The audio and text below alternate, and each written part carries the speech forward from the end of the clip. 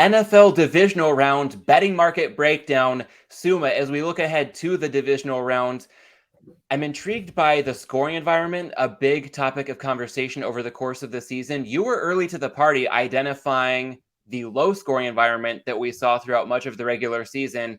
Throughout the wild card round, we saw some games sail over the total. Only one game failed to go over, and go figure, a game that closed 45 and a half, 7 touchdowns. The Cowboys and Bucks couldn't get there last night thanks to quite a few missed extra points. Overall, do you think there's any underlying reason that playoffs might be higher scoring, or do you think that what we saw in the regular season might be more indicative of what we can expect for a scoring environment looking ahead to the divisional round?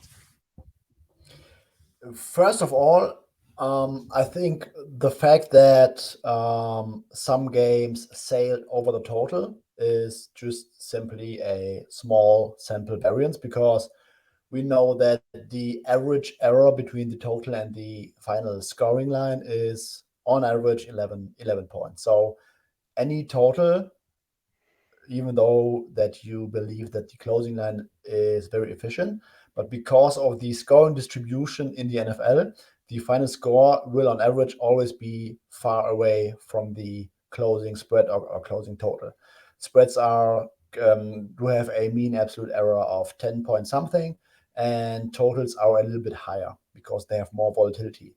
So yes, the scoring environment was low over the course of the season, first of all. Secondly, if I told you that, hey, on week 17, there will be 5 games where the total or where the final score flies over the total, you would have said, yeah, that's probably pretty doable, could easily happen.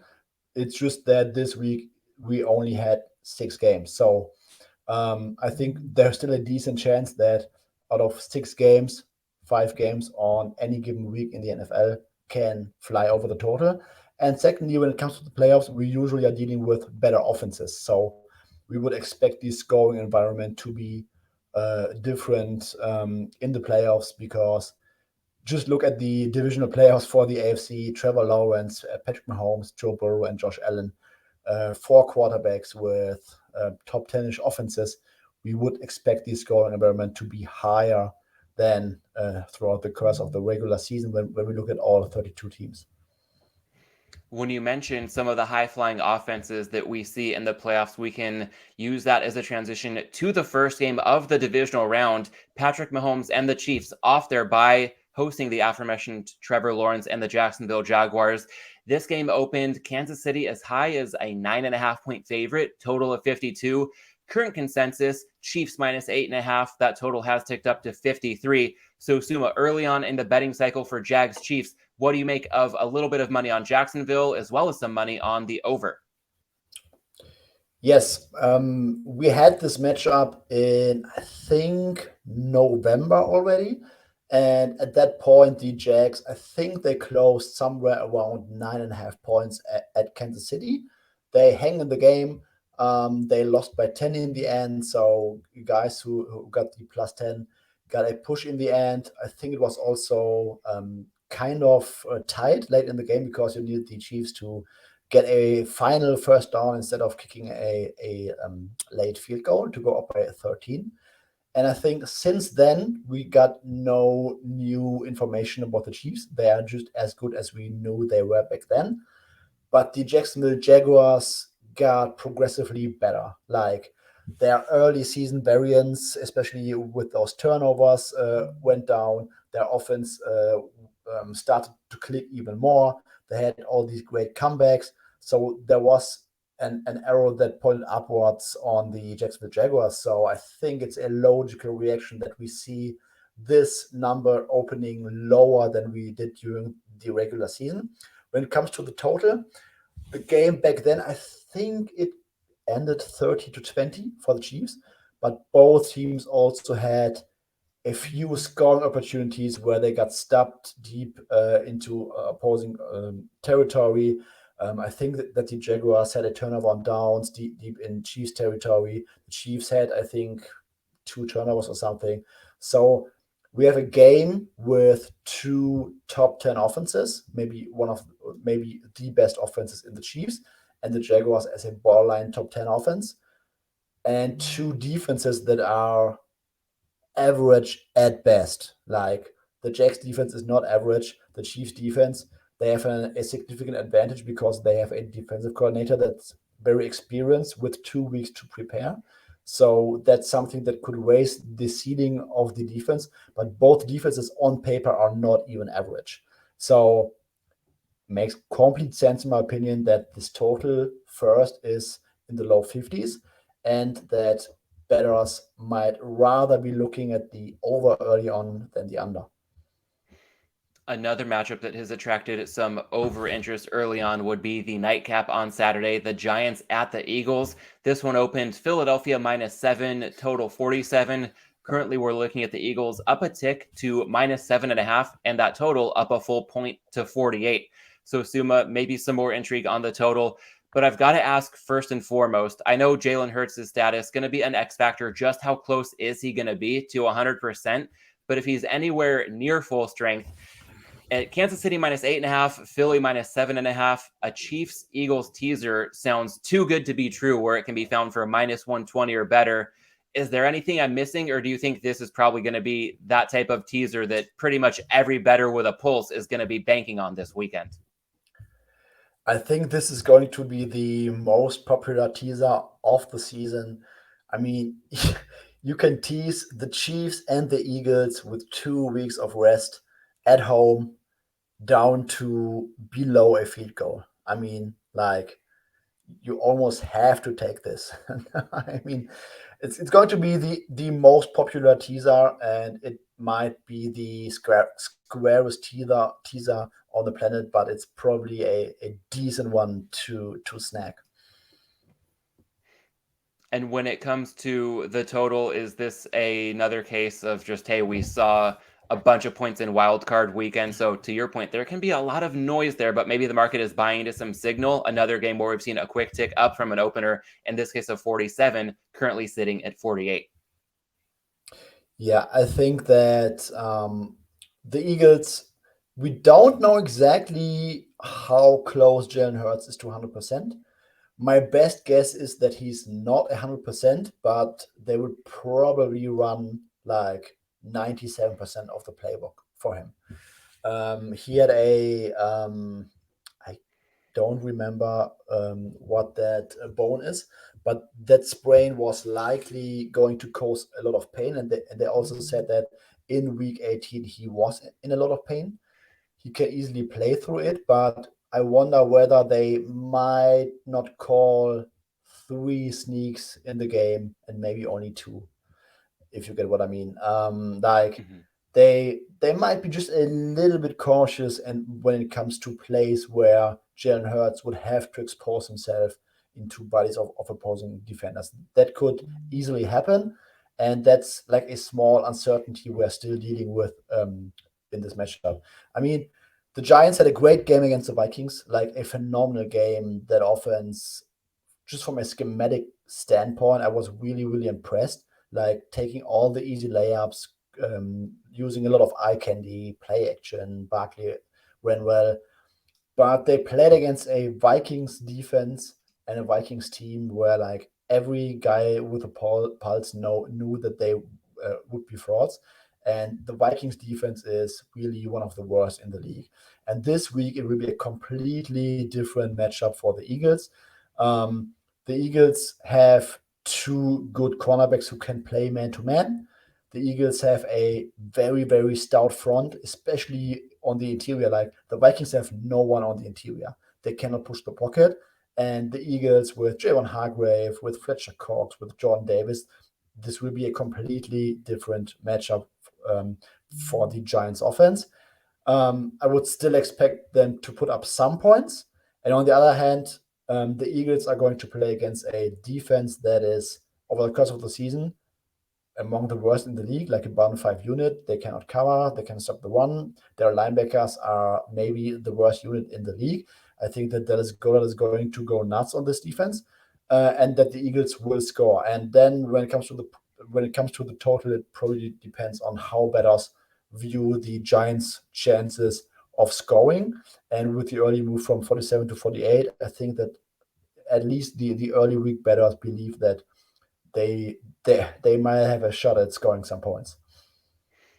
Reading between the lines a little bit, if you will, there sounds like from a prop betting standpoint, maybe some interest in Dallas Goedert overs if those don't get steamed out of oblivion based on how TJ Hawkinson just feasted on that Giants defense. And then Jalen Hurts, to your point, maybe he's going to play close to 100% of the playbook, but a few things they might not call could potentially put a cap on his rushing output. So something to consider there. I will probably close the loop on both of those notions with Hitman on our show later this week. But moving ahead with the two of us, hashing out divisional round weekend. Buffalo hosting Cincinnati in the first game on Sunday. The Bills opened 4 to 4.5 point favorites, total in the range of 49.5 to 50. And not a lot of movement on this one, but we have seen a bit on both the side and total. Current consensus, Bills up a tick to -4.5 to -5 across the board. The total down from 50 to 48. Suma, I've got to think looking at a little bit of Buffalo money and quite a bit of under money, maybe the market is reading into some potential issues the Bengals could have across their offensive line. Exactly. The Bengals have, I think, 3 holes on their offensive line going through this game. They're down 3 starters, Alex Kappa, Lyle Collins, and Jonah Williams. Like, both starting tackles will be out. Alex Kappa was a very, very sound veteran addition for them in the offseason. So they are really left with the same patchwork offensive line that they got hammered in last year's playoffs. The Bengals were able to overcome that by really hitting the stride and sometimes the ceiling of their passing game. When it comes to this matchup, the problem is that the Bills play a lot of too high shells. They try to put an umbrella on your offense and not allow anything deep. And that's something that will make the Bengals to go like quick pass, one quick pass down the field, and try not to stall in the red zone. Basically the same that the Ravens did against them last week. And the Bengals scored 17 offensive points against the Ravens. So this is likely the same matchup for them. And then with their offensive line, like when they get into a game state where the Bills lead and the Bengals are behind, they are playing against a defense that can get pressure on their patchwork offensive line, and a defense that usually takes away the deep pass and forces them to go dink and dunk down the field. So in general, this is not a great matchup for the Bengals. That's why the number, in my opinion, is 5. A few weeks back, when we had the crazy game with the Damar Hamlin stuff on the field, this game was like Bills -1.5 on the road at Cincy, like all week, and then we saw something like a -2.5 close. Now we have that adjustment through the 3. We would probably expect something in the range of 3.5, 4.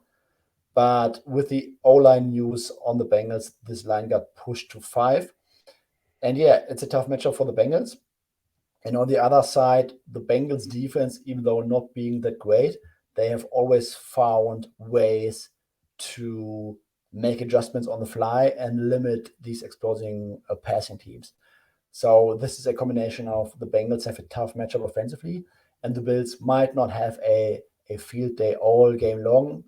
But still, I would like to mention that the Bengals have an issue at cornerback, and the Bills are an offense that could exploit that. That's something to keep in mind, in my opinion. Will be interesting to see where the line goes. I think, let's say, I would be surprised if we saw a 6 here anytime soon. If we saw a 6, I would expect some Bengals money. So I would guess that for a few days, we will probably hang around the dead area 4, 4.5, 5, 5.5 for this game. And then we will see what happens when all the big money comes down flooding on the weekend, when places like Circa raise their limits to 100K. And speaking of big money, if I had to guess, I would say that Cowboys 49ers might attract the most money on this weekend slate, given the historic rivalry between these two teams. We saw an opener for this matchup of 49ers -3.5 to -4, a total in the range of 45 to 46. Current consensus, pretty much the same from a point spread standpoint. Niners 3.5 to 4 point favorites across the board. The total up a touch, currently seeing 46s and 46.5s across the screen. Sumo, when it comes to this matchup, I want to ask you about one factor, and I'll preface it by saying that I understand travel not as burdensome as it once was, and recovery with all the advances in sports science much better than it was in previous years. But that said, this is a pretty extreme situational spot when we look at the Niners' third straight home game, coming off extra rest, having played in the early window this past Saturday, taking on a Cowboys team on the road for the fourth straight week, and they played in the latest possible window, drawing the Monday night assignment on wildcard weekend. Any thought to just how much this situation could favor San Francisco beyond the matchups themselves? I think this will get talked about a lot in the media, but I think it's kind of overblown. First of all, we don't really have data on this. I think Cleve TA posted it today on his feed that there were like only 12 instances of this over the past 20 years or something. I can't remember I can remember his exact wording exactly, but it's just a small sample size. It's tough to quantify that. I would expect that for a guy like Kyle Shanahan, it doesn't really matter whether he gets 7 or 8 days to prepare for an opponent. Is my best guess. And like you said, traveling and preparation, and it's been getting so much better over the years for NFL teams that I would not make too much about this travel spot in general. Got it. So beyond that, if it's safe to assume, maybe it doesn't mean as much as some think, and to the extent that it does matter, it's probably priced in. When we look at this current price of Niners -3.5 to -4, where do you see this point spread going over the course of the coming days? I can see this going towards the 3. It doesn't mean that I'm saying it will close 3, but if you ask me which direction I would rather expect the market to move towards the 3 than towards the 5, to be honest. I think that there is some appetite in the marketplace for getting the Cowboys with a veteran, experienced quarterback, getting more than a field goal here on the road against Brock Purdy. I mean, for as great as this Niners team has looked, the Cowboys are coming into this game with a good offensive line, with a veteran quarterback, and with an offense that, despite producing turnovers like every week so far this year, they still are like a functioning machine. And the Niners this season, they've played one of the easiest schedules, and then they have not faced too many good offenses. The one week where they faced a great offense in KC, they conceded over 40 points. It was also where they were kind of backed up. But I think this is a spot where bettors will like Dallas with this offense going against Brock Purdy, a seventh round rookie who has looked phenomenal this season. Don't get me wrong, but I think that our prior on these guys is that at some point there might be the eventual meltdown game. Could be this week, it could be next week, don't know, but I think there will be more appetite on the Cowboys here at this number than the Niners. All right, well, that takes us through every game on the board for the divisional round. A short card, just 4 matchups this Something week. to add?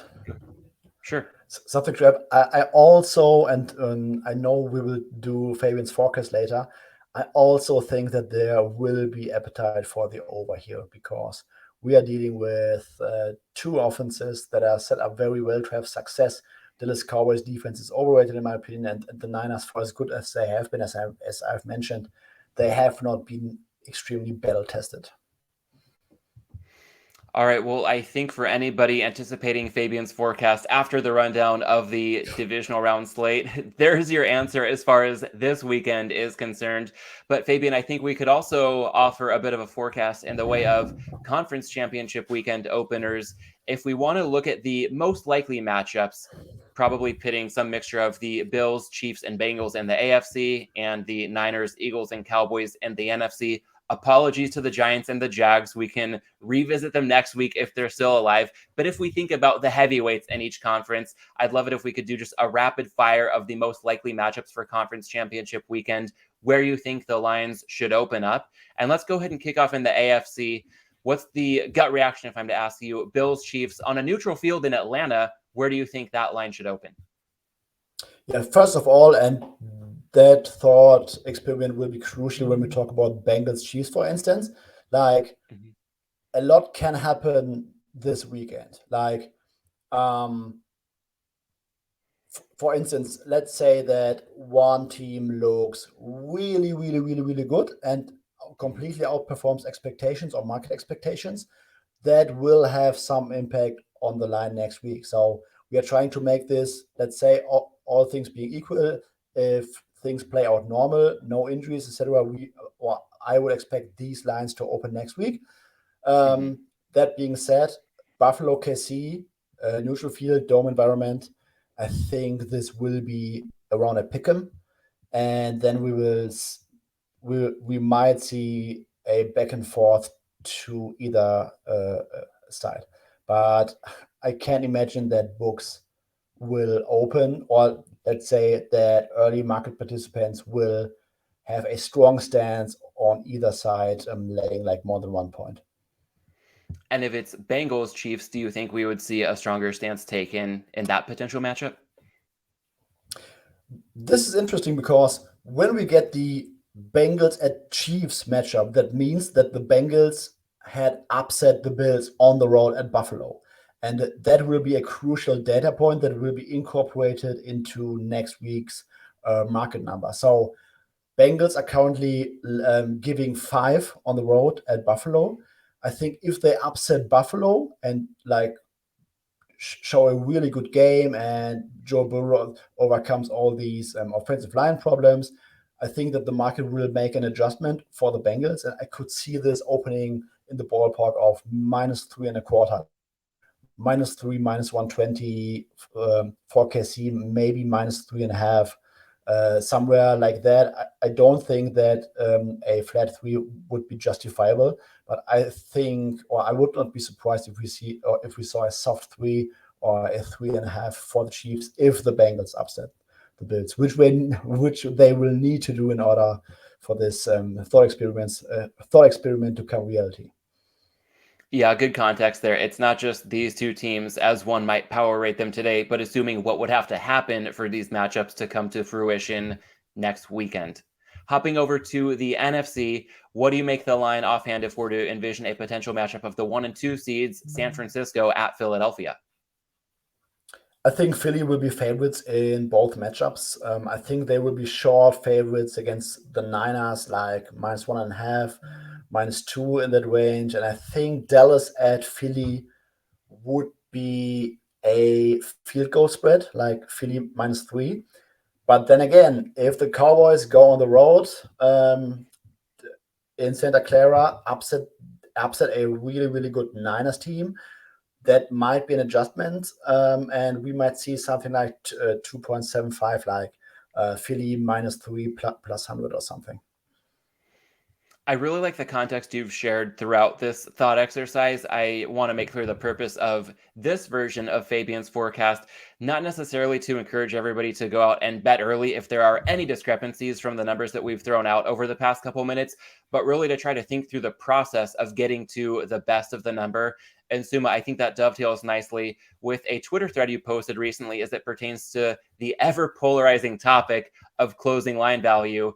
Could you speak briefly to what you intended to share in that thread in your own words here and how that might relate to some bettors going through a similar thought exercise of trying to position themselves to be ready to get the best of it once we have lines available for conference championship weekend? Yes, I think closing line value is one of the biggest and most dividing topics on gambling Twitter. And I think that the concept of closing line value is misunderstood by a lot of people in the space, especially maybe bettors that are not very experienced. Then there are people who are very experienced and are long-term bettors, and they say, I don't put too much stock on closing line value. And I think it's also manageable to win when you bet closer to game time. That's a completely valid argument, and there are people that can win long term without obtaining a positive closing line value, but that's by far not the majority. Closing line value basically tells you the difference in the implied probability that you bet into and the implied probability by the market um, when the market closes at game time, where the market is supposed to be at its most efficient point. And I think most people don't really or struggle to grasp closing line value. And sometimes you see comments like, yeah, closing line value is fun, but it doesn't do. But when someone obtains decent closing line value over a large enough sample size, you can be pretty sure that that guy will be a long-term winning bettor. Because when you obtain closing line value over a large enough sample size, it means that the guys who bet more money than you, who are probably sharper than you, and the guys who really bet the big bucks on game day have the same opinion as you did on the same game, and you got a better number than they did. And I think that's a pretty good indicator whether a bettor knows what he's doing and whether he is set up for long-term success. And getting closing line value doesn't mean that you win every bet where you get closing line value. I mean, even the best betting groups in the world who get closing line value consistently are very happy about a return on investment in the single digits. But if you really think about it logically, like when you get the same numbers or better numbers than the biggest bettors markets in what you are betting into, you should be very positive about your ability to beat this market. And that's basically all I wanted to say. And I want to add some context. I wanted to add an example, because closing line value is, like I said, something that people sometimes mathematically cannot really grasp. But I want to show an example with last week's Bengals Ravens game, because when you get closing line value, it can lead to a direct impact on your return on investment. Because if you beat the number by 1 or 2 points every now and the game falls exactly between your bet and the closing number, it means that just because you got in early and got closing line value, you won your bet, and the guys who bet close did not. And that will have a direct impact on your record and on your return on investment, because simply by beating the number, you will, over a large enough sample size, win enough bets that simply fall between your bet and the closing number. And when you are then also very good at handicapping the game, and you might have some value against the closing line, you are set up really, really well. I feel like you basically just told me it's not as simple as just picking winners, to which I would say Yes. it is as simple. If you want to get better insight on how to pick winners following the right process, to go ahead and follow Suma on Twitter at Suma810. That's SUUMA810. You can also find me there at MLandis18. Want to thank everybody for tuning in to this episode, and I'll be back in a couple days with Hitman for a divisional round prop betting breakdown. Talk to you then.